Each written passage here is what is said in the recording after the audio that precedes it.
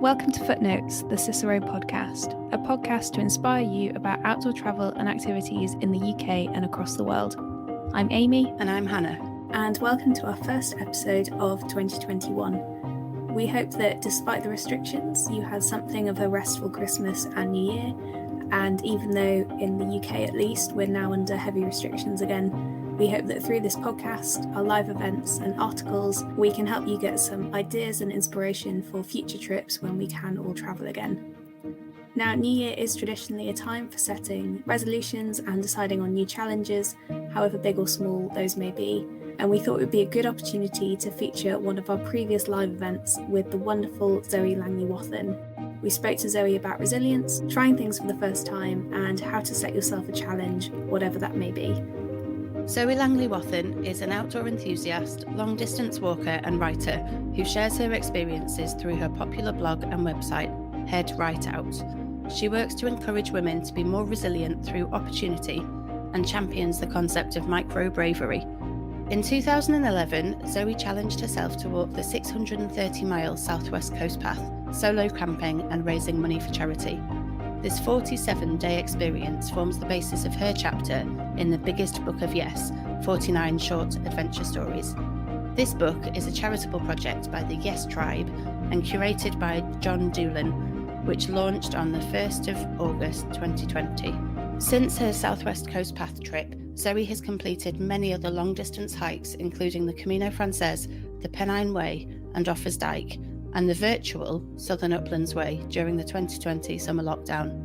We spoke to Zoe back in August last year, in the week that the biggest book of Yes launched, and spoke about the project, facing fears and stepping outside of your comfort zone.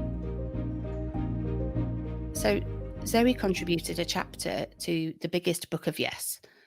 And the idea behind the biggest book of Yes was that it was 49 adventure stories by people who had said yes to something, whether that was something small or something big, but something that they were a bit nervous about saying yes to. So I think Zoe was talking about how nervous she'd been about doing the Southwest Coast Path and camping and all of that.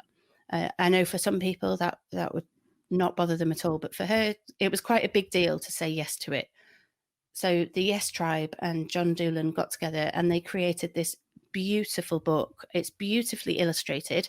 And it's just a really nice, uplifting book about all sorts of things that you might want to think about saying yes to. I know I went to Nepal last year and I was really, really lucky to go to Nepal, and I won it as a bit of a competition at work. And I had a moment of, I don't want to say yes to this because it's so many things that are outside of my comfort zone. And I was so nervous about it. And of course I said yes. It was a competition. And if I had even shown any hesitation, someone else would have taken it. And I was really, really glad that I'd said yes to that. But it's not always easy to say yes to these things that turn out to be incredible experiences, because you can be full of fear and apprehension before you do it. I remember before that trip, you were so nervous, weren't you, about going and all of it? I was so nervous. I didn't look forward to it until I think the second day I was in Kathmandu. And I started to relax.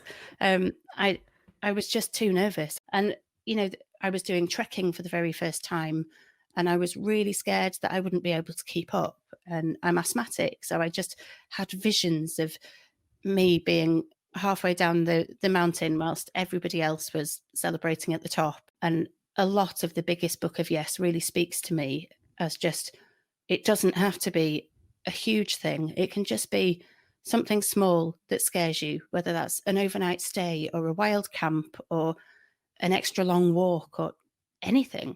But the biggest book of Yes is all about trying to say yes to more opportunities and more adventures. And I guess with that, Hannah, that you did overcome it and you had an amazing trip, and, you know, it was a really wonderful experience. And I suppose for me, one thing that I was really nervous about after lockdown and being in my own house and my own local area for so long was actually going back into the fells was a really quite scary thing to do.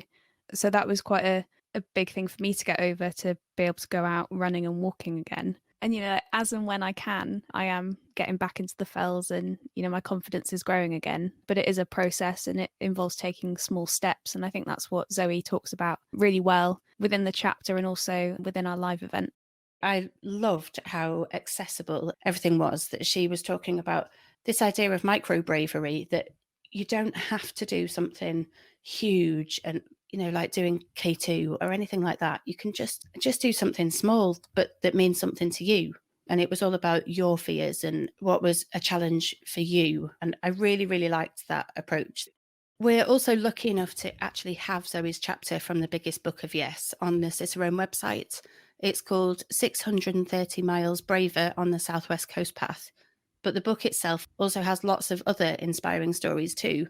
So you can read Zoe's chapter on the Cicerone website, but for more information about the book and how to purchase, visit headwriteout.com, which is Zoe's website. I think on her website as well, she shares various other stories to do with her other challenges and activities as well.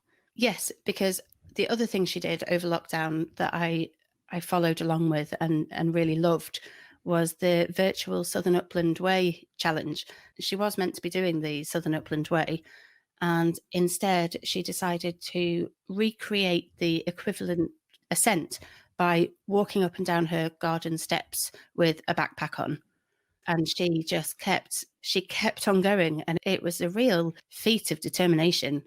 So, Amy, before we recorded this podcast, I think you were going to catch up with Zoe and find out how much money she'd made for the Teddington Trust. Yeah, so as well as this being a project all about sharing stories of bravery and saying yes to things, it's also a charitable project for the Teddington Trust, who are a charity that support people with XP. So that's xeroderma pigmentosum. And for every £86 that the project makes, they can send one person with XP on a safe adventure. So I've heard from Zoe, and at this point, the biggest book of Yes has made just over £3,500 in profit, which is all going directly to the Teddington Trust.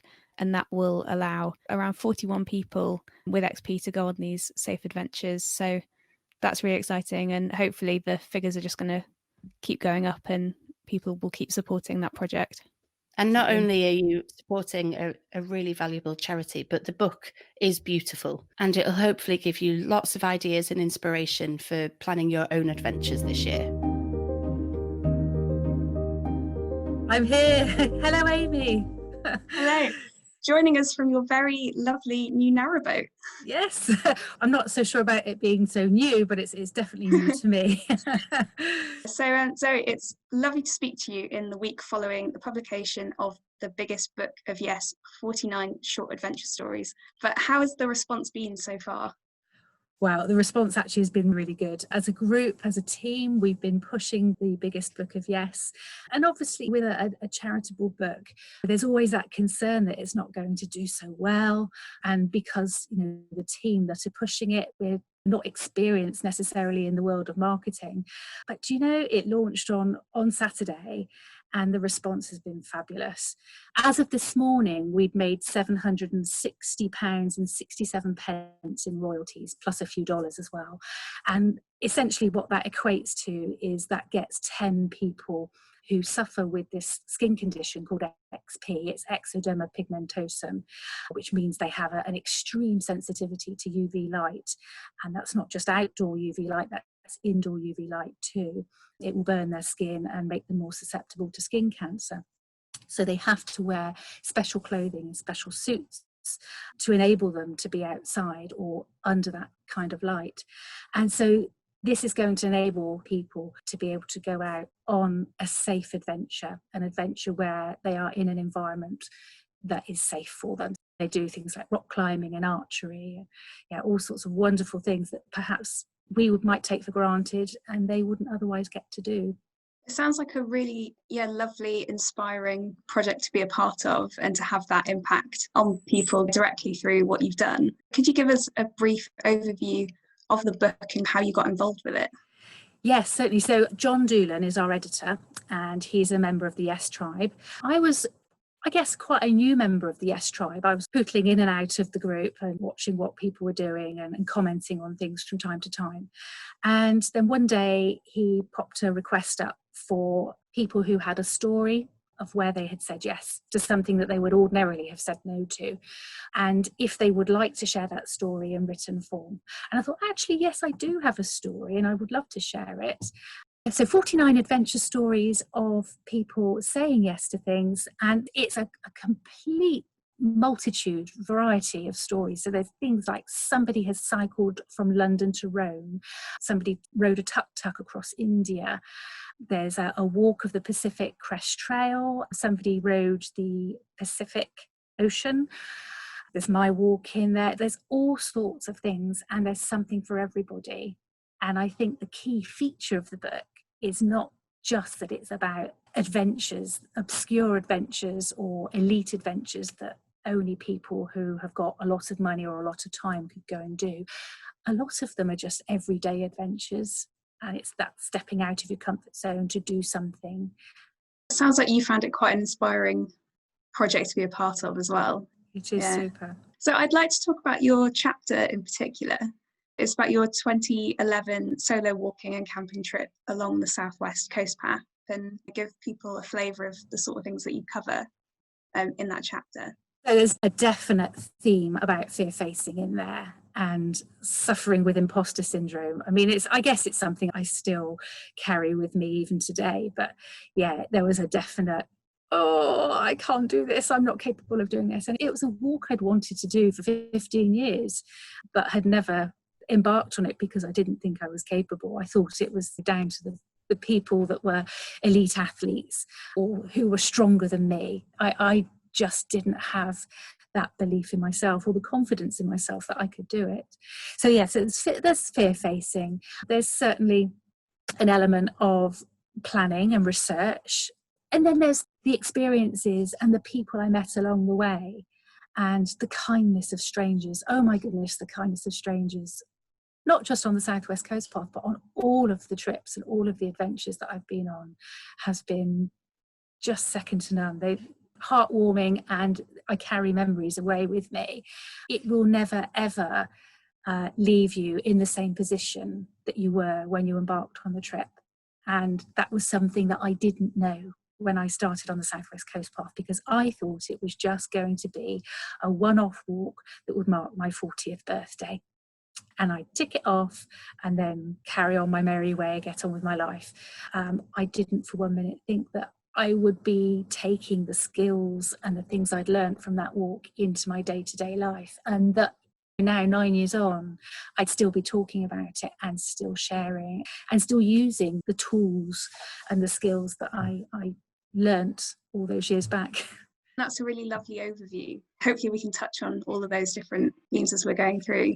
You said you'd wanted to walk the Southwest Coast Path for 15 years. What was it about this walk why did you want to do it? I just had every ounce of connection fizzing with me. It was, I had grown up in Somerset, I was not too far, probably within about 45 minutes of the start of the Southwest Coast Path in Minehead. I had ancestors that I discovered were tin miners from Cornwall before they moved up to Northumberland to be coal miners. I holidayed every year in Devon, and I lived in Dorset. In fact, I've just moved up to Wales now, but lived in Dorset for 30 years. And for a good portion of those years, I lived in Purbeck, which is a really beautiful stretch of Dorset and covers the Southwest Coast Path as well, and the Jurassic Coast. And I was even, as a teacher, I was working at a school in Purbeck where they commissioned an artist to create the Southwest Coast Path marker. So there were all these reasons that just connected me to it. And it all came about one day. I was in the little city of Wells, walked into their bookstore, and at this point I had been looking for a good year or so for the right challenge that would mark my 40th birthday, and I just hadn't found it. Just nothing was connecting with me. And then in this moment of divine intervention is what I call it, I just walked into the bookshop and there was this shaft of light shining down on the bookshelf in front of me, and there was the book, the Southwest Coast Path Handbook. And it was just a eureka moment. Yes, that's it. That's the one. Oh my gosh, why didn't I think of this before? And I just knew in that moment, okay, this is it, I'm going to do it. And I was scared, but I was also filled with this renewed excitement. Let's talk about the realities of doing the Southwest Coast Path as a solo camping trip, because you talk, a lot about overcoming fear on your blog, and you've mentioned that already. And yeah, this was your first long distance solo camping trip. So what was your biggest fear going into it? I think I actually had two, and they were of equal measure. The first one was wild camping solo. I wasn't so worried about camping solo, because for the most part, when I first started doing it, I was doing it in campsites, and I didn't feel alone because there were people around me I could talk to. But yes, certainly wild camping solo was a biggie for me, and it actually took me 31 days into the walk before I finally became brave enough to actually do it. And my other big nemesis, was river crossings. And there are a lot of river crossings on the Southwest Coast Path, but they're all served by stepping stones, like ferries, or sometimes the ferries consist of a man in a little rowing boat that will take you across, causeways. But there's one river, the river in South Devon, and that you have to wade. And because it's an estuary, I just had built it up to be this monster. And I had visions of me being pulled out to sea by an ebbing tide and drowning. And I looked at images of it taken from the air, and it just looked so foreboding. And yeah, so those were my two big fears. Was that crossing as bad as you expected? Yes and no. It was interesting. I actually arrived at the crossing at night. Actually, no, I tell a lie. I arrived at the crossing in the afternoon, but you can't cross the until you are 2 hours either side of low tide. Low tide happens twice a day. And because I'd reached it in the afternoon, I think I'd worked out that I wouldn't be able to start crossing it until about 9:30 at night. It was summer, so it was still daylight at that point, but only just. And yeah, so crossed at 9:30 at night, and then I found myself digging poles in. I was with people. I was actually quite grateful I was with people, I have to say. I was reassured to have somebody there with me. And I was digging my poles in really deep into the riverbed because I could feel this tide pulling, and it was really fast. I had some sandals, which I'd put on, so I tied my boots to my rucksack so they didn't get wet. But it was just getting deeper and deeper. I could feel myself trembling all the way across, but you just have to focus. You just have to get on with it. By the time I got to the other side, it was dark. I had head torch on, but I had a big smile on my face. It was like, oh my gosh, I've done it. You know that feeling where you've absolutely met the thing that scared you most. That was a really big thing for me. Yeah. You spoke there about having other people with you. And I wanted to talk to you about having a community, or did you find a community doing the Southwest Coast Path? Because I think there's a fine line doing a solo experience between being independent and being lonely.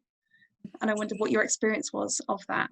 Yeah, do you know, I get asked this such a lot, Amy, and it's a really good question, because you would think solo female walking on her own, obviously aside from the fact that there's all the fears that people have about being on your own from a safety point of view, the other questions are about how do you keep yourself occupied?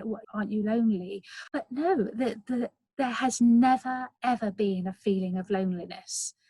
I think even in the areas where it is completely isolated, I love to be surrounded by nature and by the countryside. I'm an artist, so I've got that creative mind. So I see art and beauty in pretty much anything and everything. So from the ruined tin mines and the beauty of the dereliction of those, to the nature, the birds, the butterflies, the sunsets, the sunrises. There's absolutely something there each time. And even on the days where it's pouring with rain and you're just feeling really miserable, thinking, oh, why am I doing this? Really, I shouldn't have been here. There's something that happens. It's a shift that happens in your head, or for me anyway, where I find I lose myself in my own thoughts. And I start problem solving, and I start thinking about the future and planning. But it's not all a solo escapade. You think you're going on an adventure like that on your own, but people want to talk to you because they want to know what you're doing. They want to hear your story. I was sponsored so many times because I was doing that walk for charity. I had so many people giving me money whilst I was actually on the path, which really lifted me. And yeah, I just really enjoyed talking to them about what I was doing and why I was doing it. The people that you meet who are also walking, particularly the other coastal walkers, and that tribe, which is what I think, I'm now bringing that back to your original question of the community, they became my tribe. I might not see them for a week or 2 weeks. I might walk with somebody for a day and then not ever see them again. But they definitely lift your spirits and become your community and your support network whilst you're out on that walk. It's interesting, isn't it? Because I think people talk about that a lot in terms of like the Camino and pilgrimage routes, of who you come into contact with on a semi-regular basis and then do the walk with them. But yeah, it does happen on all long distance. It is quite strange when you think you've said goodbye to them forever. You think you're never going to see them again. And then all of a sudden your paths cross again. And it's just beautiful serendipity when that happens. I love it. It's just meant to be. That community, I guess, keeps you going. But how else do you keep yourself motivated on a solo long distance trip? I sing a lot. I do sing a lot, and I make up songs as well, or I make up poetry. I found myself on one walk I did, I think it was Offa's Dyke, and I was singing to the sheep. Now that's really worrying potentially, isn't it? But I'd come up with this great song, what I thought was this great song about sheep, to some tune that everybody knew, and it's probably in one of my logbooks somewhere what it was. And so every time I met a herd of sheep, I would sing this song to them. And I think having that routine and that rhythm does keep you going, especially when, you know, the feelings are getting down and souls are feeling destroyed. It lifts you. And I just get myself lost in my own thoughts. So yeah, it was nice to discover that I do actually enjoy my own company as much as I enjoy being with other people too. I feel like the Southwest Coast Path was probably the biggest learning curve, given that it was your first long distance trip. And maybe you could talk about what the biggest thing you learned from that was, but do you learn something from each of them? I do. And that's probably the first thing that I've learnt, if I'm honest, out of all of it, that you're never an expert and you always come away with new experiences and new lessons learned. But then, yeah, each walk is different, and I've learnt that I probably shouldn't overplan, but each time I still do. My kit lists are kind of planned to the nth degree because I want to know exactly how much weight I'm carrying now. From that first walk I did where I was carrying 18 kilos and I really suffered as a result, and I was sending things home quite regularly. I went down to a 46-litre rucksack on the second walk on the Wales Coast Path. And each walk now I'm constantly trying to make sure that I'm carrying about 9 or 10 kilos, no more than, with base weight. But, you know, from a psychology point of view, what I've learned is my ability for endurance and strength to keep going when things get tough. I hadn't expected that. So when you've got the biggest blisters on your feet and you've come down so many hills that have absolutely broken your knees and you just feel like you can't carry on, and then it rains, and then it's been raining so hard for 3 days that the mud on the path is so thick you can't stay upright. There's all these things, and yet you just still keep going. You still see the beauty or the positivity in that walk. You still see that there's something in it for you and there's a reason why you're doing it. So yes, I think it's stickability and endurance. Yeah, I think that sense of resilience while you're on the trail is really important, and learning that about yourself. And you also talk about, you've mentioned it already, but this concept of outdoor medicine and the benefit of that on mental health. And I guess you can't be out on these trails all the time. And actually the Southwest Coast Path was 9 years ago now, but it seems to still resonate with you. So how do you carry these lessons that you learn? How do you carry them through into your day-to-day life? This was actually something that I learned about myself quite recently. I would say within the last 6 months, actually, that although I'd become known as the woman who walks, because every year I was creating this new challenge for myself where I'd go off on a long distance walk. People expected it of me. And yes, I enjoy it. I get such a lot out of it. But there came a point in 2018 where both my parents were becoming more frail. And I realised that it wasn't possible for me to go off on another long distance trail again for a while because they needed me to be around. And the fear of that, whilst on one side I definitely took on board my responsibility there and I wanted and needed to be there, but the other side of it was the fear of, oh, I'm not going to get to do a walk, but I need that walk. I need that focus and that challenge. And therein were the words that suddenly made me sit up and realise, oh, so it's not just about the walk. It's actually about the focus, have the need to have a focus. In fact, I think I wrote a blog about it a few months ago, the need to have a challenge and something to aim for. So I set about creating a new challenge that would mean that I could still get outside as regularly as possible, but not just for, oh, I'm just going to go for a walk. It was a walk with a purpose. I was ticking off a challenge. I was meeting some criteria. And do you know, it was the medicine I needed. It was absolutely perfect. And actually, it turned out to be a really hard year because we lost Dad at the end of that year. And yeah, there were all sorts of hurdles that I had to cross during that time. But all the while, I was doing my 100 Mappy Days challenge where I was following a map or a map app. And each time, these walks were different. They were different walks using a different route. Sometimes they would overlap. Certain routes would cross over, but that was fine. They were generally different. And yeah, it was fabulous. And I didn't manage to do it in the whole of the first year, which is what I'd planned to do. So I ended up spilling over into the second year. So 100 Mappy Days actually lasted me. It was full on 2 years. And I got such a lot out of it. And I would definitely recommend somebody trying that because it was manageable in the time frame that I had available. So if I only had time to go off and do a 1 or 2 mile walk, that was all I did. But I took photos and I sort of, talked about it to people. And then if I had the chance to do a 10-mile walk, then I'd go off and do a 10-mile walk. All of us would love to be able to go and walk something like the Southwest Coast Path for 47 days. But, not all of us have the time to do that. And I guess it's fitting into the lives that we already lead. Yes, and also, there's a lot of people out there that are section walking big trails like the Southwest Coast Path, like the Wales Coast Path, and many other. One of my old colleagues from school, I know she was walking the Ridgeway in sections as well. There's absolutely nothing wrong with that. Walking it in sections or walking it in one go, there's no difference. The only difference is that you are taking a greater chunk of time out of your life.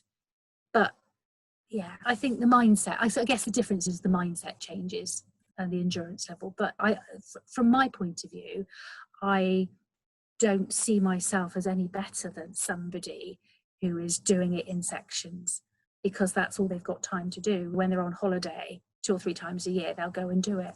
I think it's great. Anything that will get people out and walking and enjoying those paths.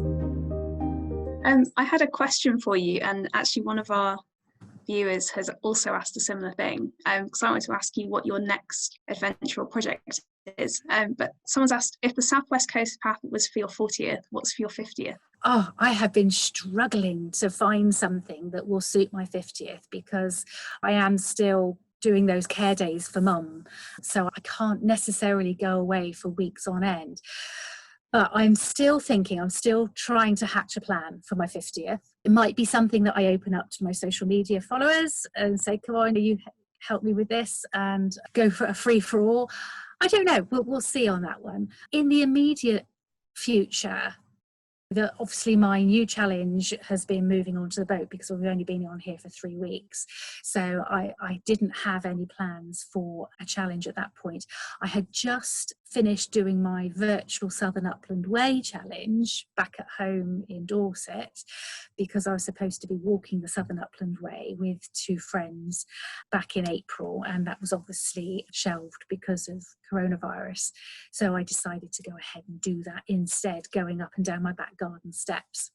Actually, I felt it was important to share that with other people as well, because I knew that there were a lot of other people potentially in the same position as me.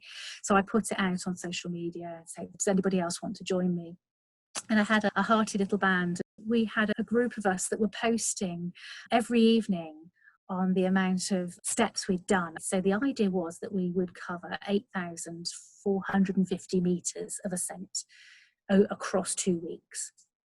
When you add it up, going up and down, the amount of actual physical steps that I was doing was 92,950 steps over 2 weeks. And so although I didn't feel broken from having lost the path, the challenge of doing that trail, I have to say my ankles and my knees, they were pretty sore by the end of that. But it was a good sore, and we had so much fun. And the last day we did it in fancy dress. And yeah, I just loved sharing that with everybody. And I suppose building that back into the resilience thing, I think knowing that each time you get a knockback and each time things get hard, knowing that each time you achieve something as a result of those knockbacks or those tough things that you're going through, it adds another layer, another thread to your tapestry. If you see your life as a tapestry, and each experience is another thread, another skein of embroidery silk, and it just makes it that much stronger. In fact, I was at the Adventure Mind conference back in February, which was set up by Explorers Connect. And I heard a guy speak that really stuck with me. This particular thing he said, I've always talked about resilience as being like a tapestry where it starts off flimsy and gets stronger the more you add to it. He talked about it as a rope. And so it's just a piece of string to begin with, your resilience. But each experience you have, you add another thread to the rope. And when you twist rope, it becomes even stronger. And I just thought that was a good analogy too. So yes, throughout lockdown, each experience has been adding to my resilience. And that's not to say that I'm never flimsy. Sometimes I get a bit worn and frayed around the edges, and that's fine, that's normal. We should expect that because we're human, and that's part of our human makeup. Nothing's ever perfect, nothing is always positive. We all have good days and we all have down days, and it's important to respect that and give yourself the time to weave back together those down days back into your tapestry. Yeah, I think both of those are really brilliant analogies, actually. Thank you for sharing that. That was just really lovely to hear. What would be your advice to people for stepping out of their comfort zone and, taking on that next challenge, whatever it might be? I think it's very hard. It's always very hard when people ask me this for me to just choose one thing. But I'll try and condense it, I would say take baby steps. So if people are feeling that they're lacking in confidence, I definitely subscribe to this idea of micro bravery. And I just think if you do things in small baby steps, if you're going to run a marathon, for example, you wouldn't go, oh my gosh, I've got this amazing idea, I'm going to go and run a marathon, and then just go and run it. You would train for it. You would build your body up to understand what to expect and what to experience, and just build up that strength.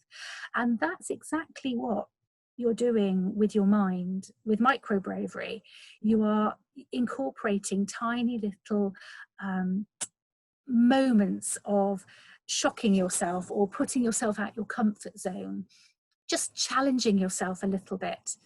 So I would say take baby steps, perhaps create a chart, figure out what it is you need to do to get to the end goal, and write all those baby steps down onto that chart. But, if it's wild camping you want to go and do, perhaps you want to go and do it on your own. So perhaps your baby step is to try it in the back garden.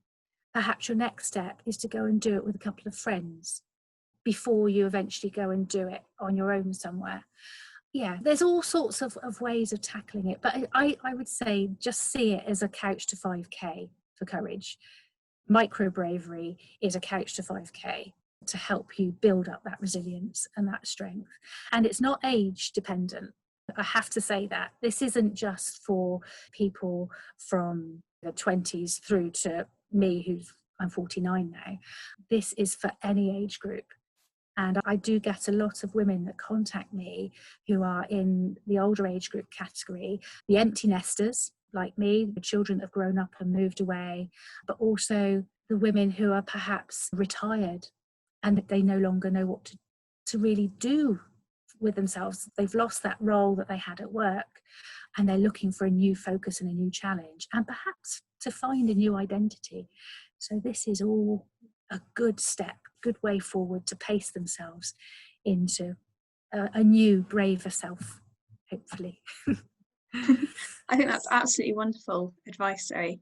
I'm afraid that's all we have time for, but thank you so much for talking to us about the South West Coast Path, about micro bravery, getting outside your comfort zone, and of course the biggest book of yes. So where can people find that if they want to get hold of a copy? Where's the best place?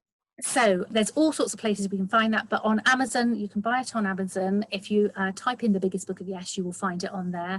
But if you come to Head Right Out, I'm Head Right Out on all platforms, so you will find it there as well. Also the Yes Tribe, I should give them a little shout out as well. You will find it mentioned on the Yes Tribe. Yeah, so the biggest book of yes, you can type in to Amazon TBBOY, the biggest book of yes, or just type it as it is there and you'll find it. But it's good value, it's a big book, and you will get a lot of value from that. There's something for everybody. Oh, brilliant. Zoe, thank you so much for joining us. And yeah, best of luck with the future of the book, and I hope it raises lots of money for your charity, and yeah, you get to send lots of people on safe adventures. Thank you so much, Amy. And if I could just quickly add one last 20-second thing. Head Right Out Hub, I have a new group, a link to Head Right Out. The Head Right Out Hub is on Facebook, and it's all about giving women a safe space to come and talk about those things, those fears and those plans and those dreams that they would love to do, but not quite sure how to embark on. So if they come and find me there as well, that would be great. But thank you so much. That was Zoe Langley-Wathen talking about the biggest book of yes and her ongoing project and blog, Head Right Out. Do have a look at Zoe's website at headrightout.com, and if you can support the biggest book of yes, I know they'd appreciate it. That brings us to the end of this episode of Footnotes, the Cicerone podcast. Thank you so much for listening. Do let us know what you think by leaving reviews on your podcast platform or emailing us live@cicerone.co.uk.